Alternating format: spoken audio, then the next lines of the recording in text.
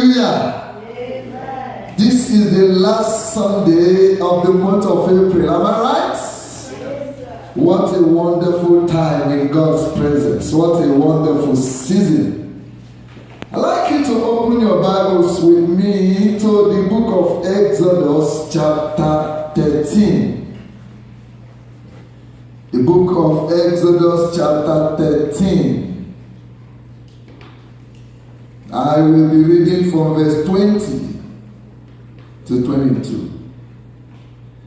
And they took their journey from Sukkot and encamped in Etham in the edge of the wilderness.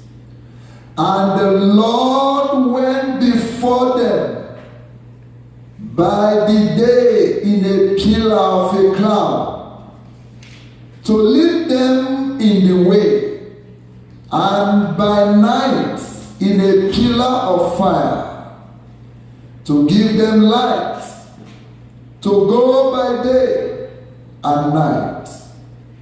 He took not away the pillar or the cloud by day, nor the pillar of fire by night from before the people. Lord, please bless the reading of your word and let it be meaningful to your people as we hear. And help us to appreciate this word, eternalizing it and profiting thereby. In the name of Jesus. Amen. Give me utterance as you give all of us understanding. Have your way this day. In Jesus' name. Amen. Briefly, I will be talking on when the Passover is ended. When the Passover is over. When the Passover is ended. We have been looking at the Passover, the season of Passover, this feast of Passover, the celebration of Passover. And Passover is actually a feast that was introduced to the children of Israel by God himself, because it was supposed to bring to an end slavery. It was supposed to bring to an end bondage.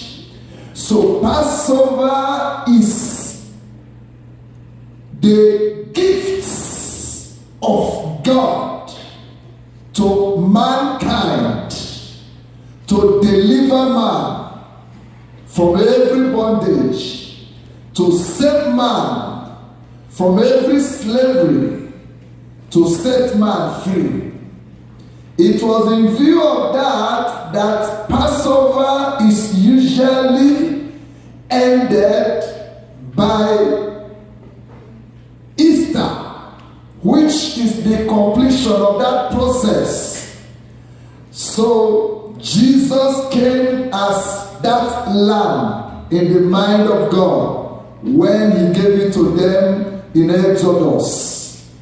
Jesus came and died.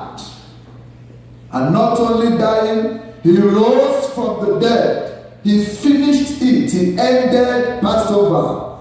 He ended that era of bondage and gave us salvation, gave us freedom. So when the feast is ended, what are we supposed to do?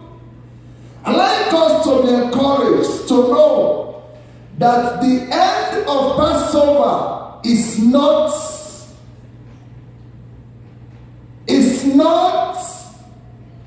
an indication of vacation. The end of Passover does not signify holiday. The end of Passover does not mean we need to go and relax.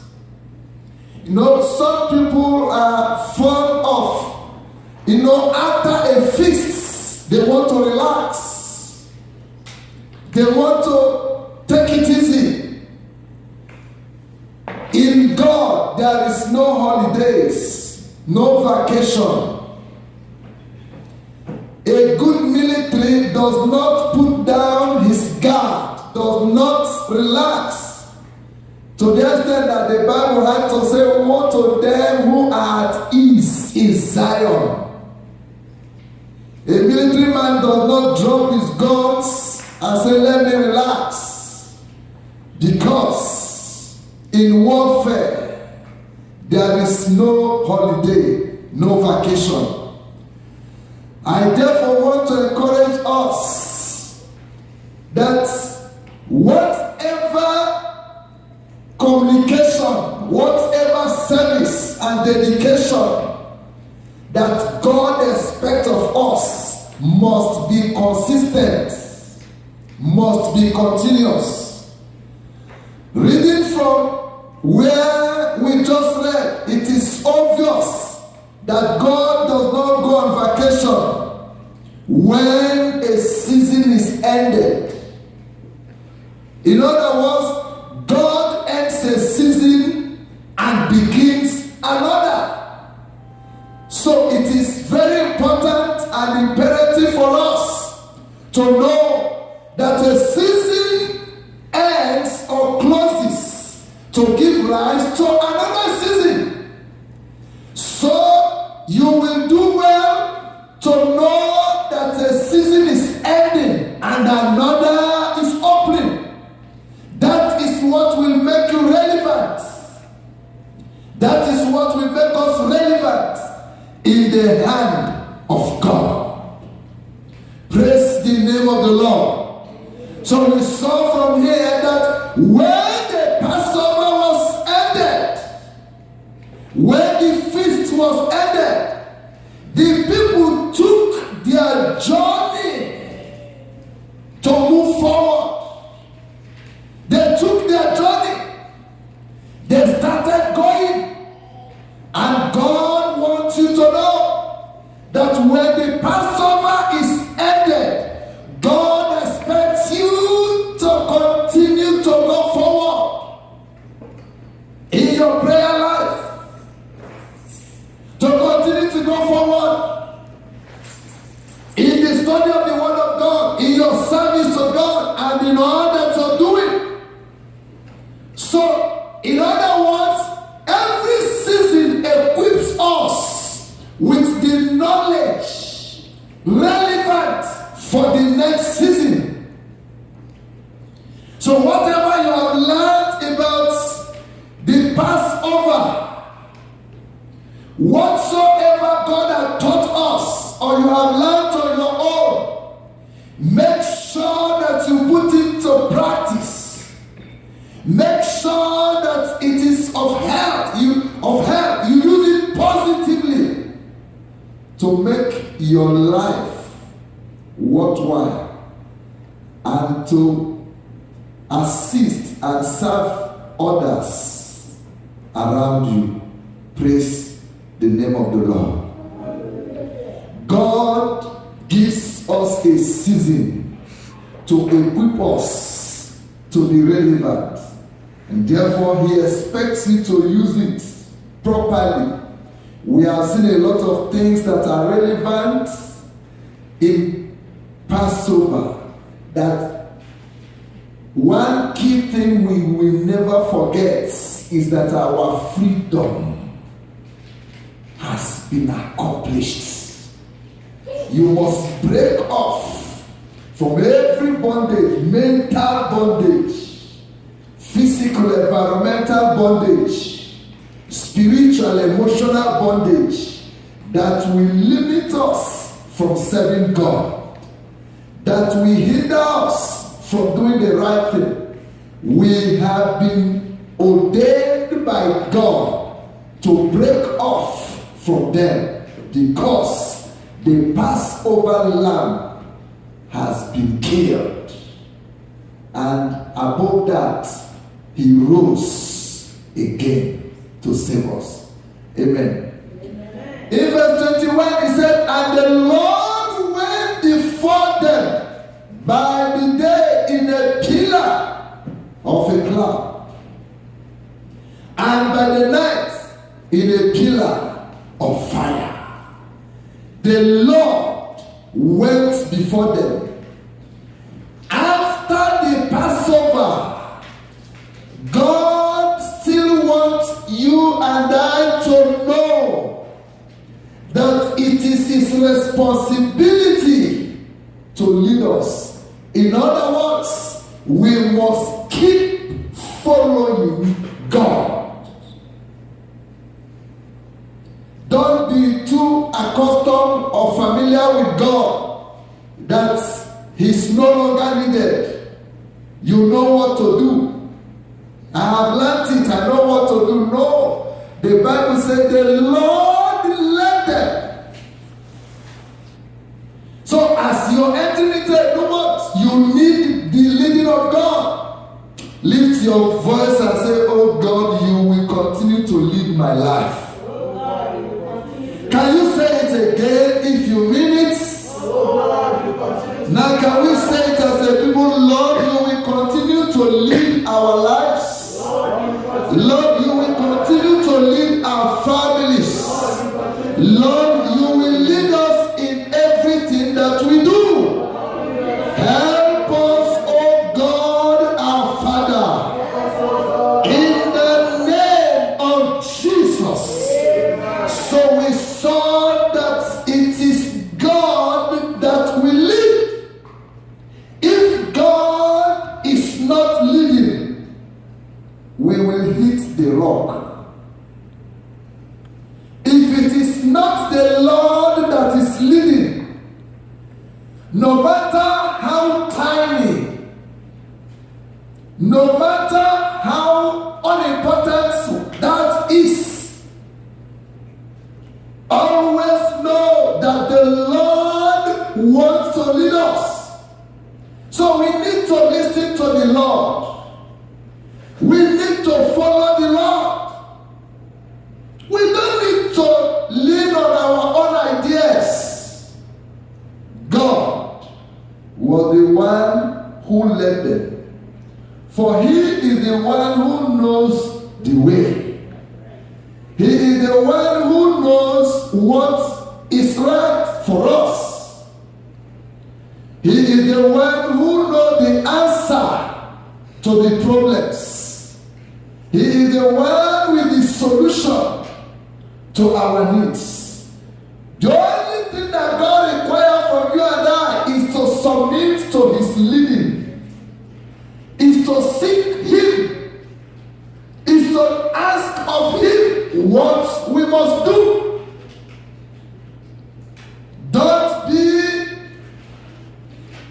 one who knows it all, who doesn't need anyone. Because the Bible says that there is a way that seems right to a man. There's a way that seems right in our eyes. But the end of that way leads to destruction. So it is the way that God leads that continues to lead into favor and blessings and goodness. Just like parents and their children. There are certain things parents do and the children, they don't like it or they don't know why those things should be done. It happens to every one of us. When I was young, it happened to me. I don't like why my dad should be doing what he was doing or asking me to do those things. But as I began to grow and get older, I began to be grateful that he insisted that I do those things.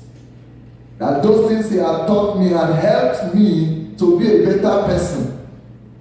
Praise the Lord. So it is important. That is how we and God is. There are some of the things He wants us to do and it's not comfortable. It's not very palatable. But please, that experience I've had with a natural parent has been a good guide for me to follow God. To know that as a better father than my earthly father, He means well for me. He means well for us. And that his leading will eventually take us to a better place. Amen. Praise be the name of the Lord. Hallelujah. Verse 23 now says, he took not away the pillar of the cloud by day, nor the pillar of fire by night. For from before the people, God does not want to take away his leading from us. He does not. He does not want to take away his companionship with us. If there is anything God will never do, he will never take away two things from us. And that's what I saw in that place. The pillar of cloud and the pillar of fire. What are they? The Bible says he will not take them away. Why? Because they are vital. Because they are important. They are valueless. Very valuable. He did not take them away. What are they? The pillar of cloud is protection. It doesn't matter even how you mess your life. It doesn't matter how you live your life. As long as you are a child of God, God will never take away his protection from you.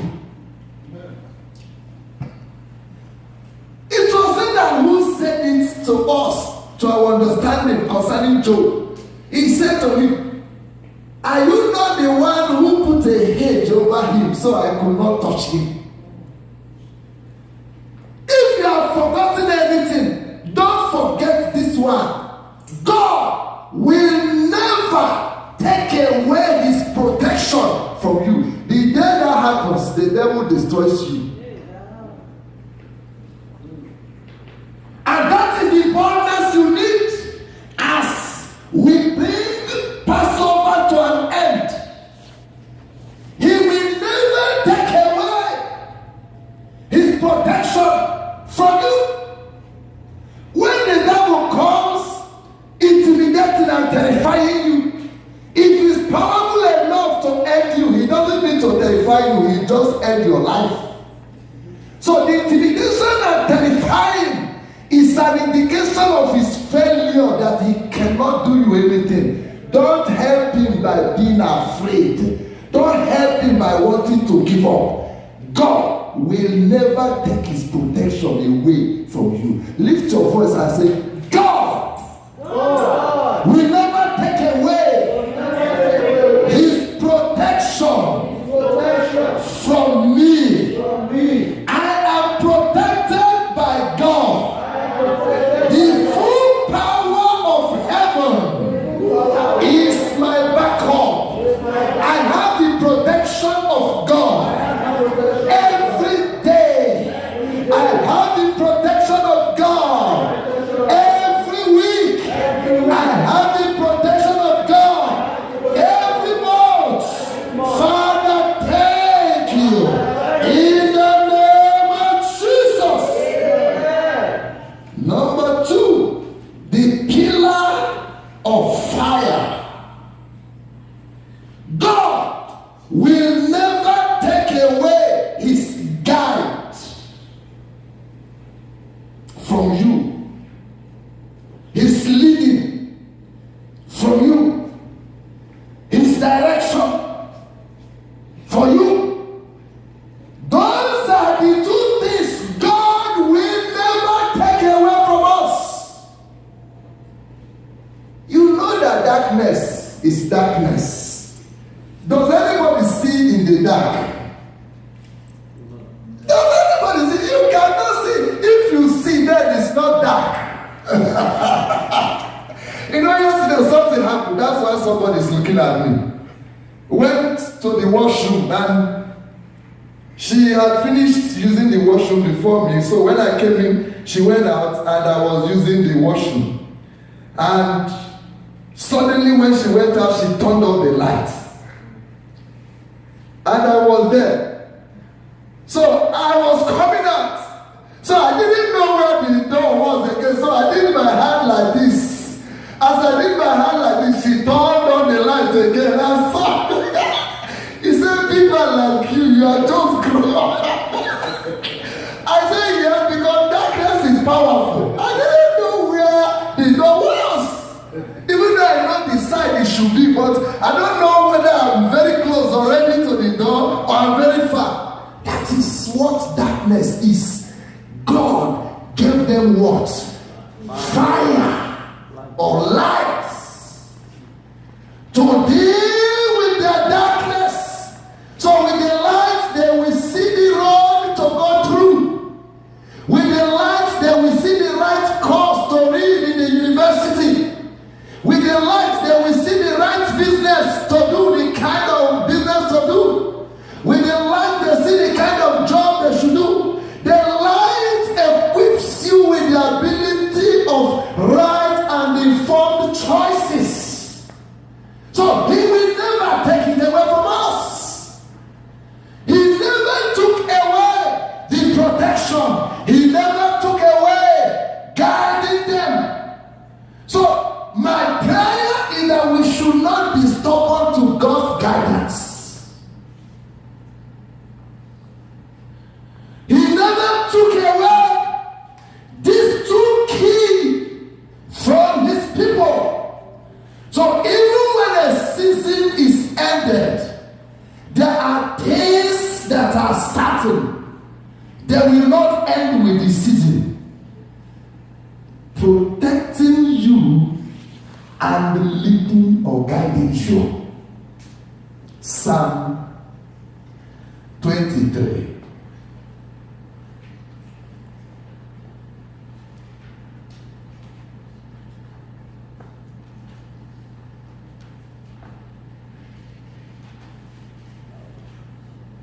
Psalm 23. I will read from verse 1. Very popular psalm. We recite it even when we were younger. It says, the Lord is my shepherd. I shall not want. Let me stop there. I will read others. But let me explain this. The Lord is my shepherd. Who is a shepherd? A shepherd does not take care of a lion. A shepherd does not take care of a snake. He doesn't take care of pets. Whether it's a dog, it's a cat. So my question is, who are you? My question is, who am I? You must be a sheep for God to be your shepherd. And if you look at the jungle, into the animal kingdom, a sheep is very vulnerable, defenseless, and weak. And that is what God wants you and I to be in his hands. The Lord is my shepherd. It is when you become a sheep that he shepherds you. If you are a lion, you are strong, you know what to do. Then you will be challenging his authority to shepherd you.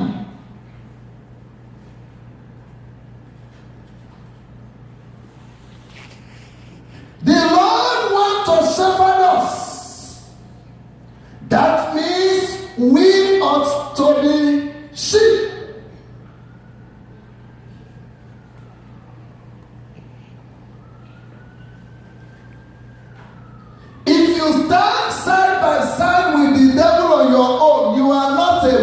to the devil. So don't even tempt the devil. Don't try him with your own strength. You need to be a sheep to give God the opportunity to shepherd you.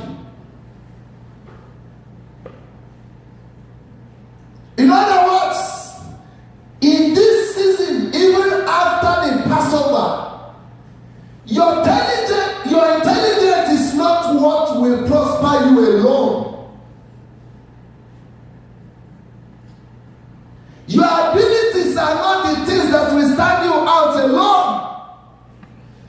Whatever good quality you think you have is not what will distinguish you from others. Come on. Whatever quality you've got, some other people have got it, and most times even more.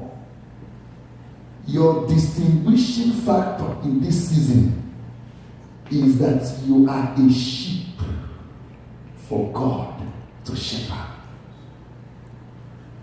The Lord is my shepherd. God laid the qualities of a sheep. A sheep does not boast of its power, because if it comes into the realm of power, there are lions and the rest of them that has it.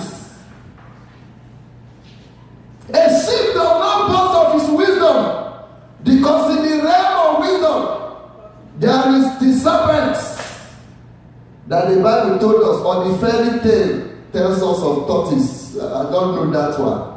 Talking about the word the Bible said. Praise the Lord.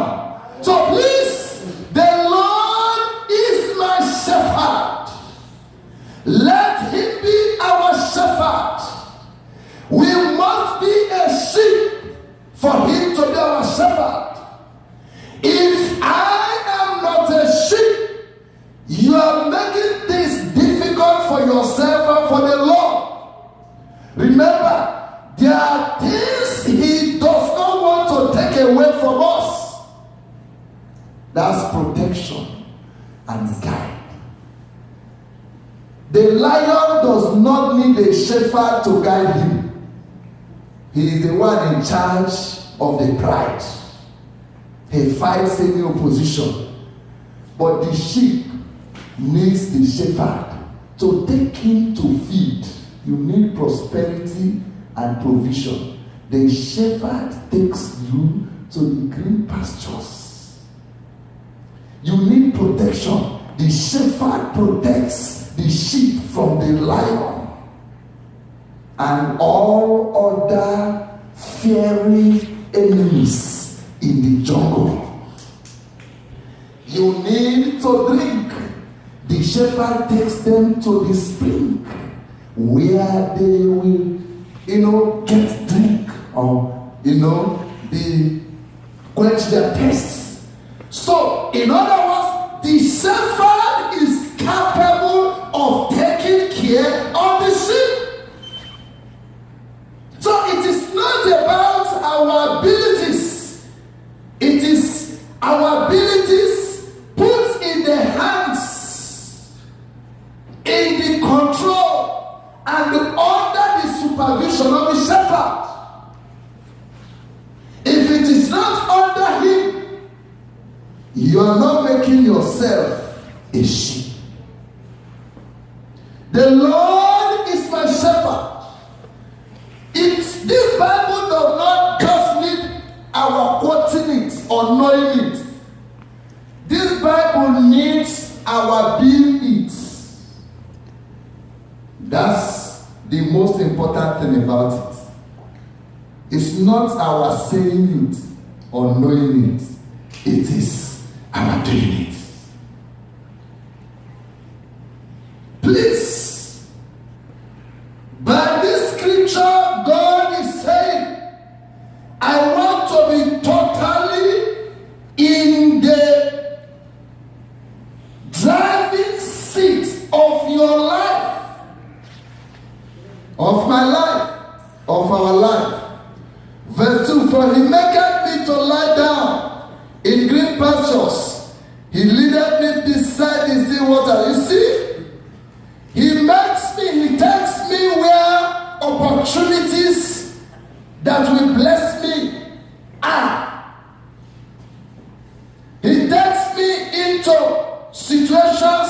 of favor.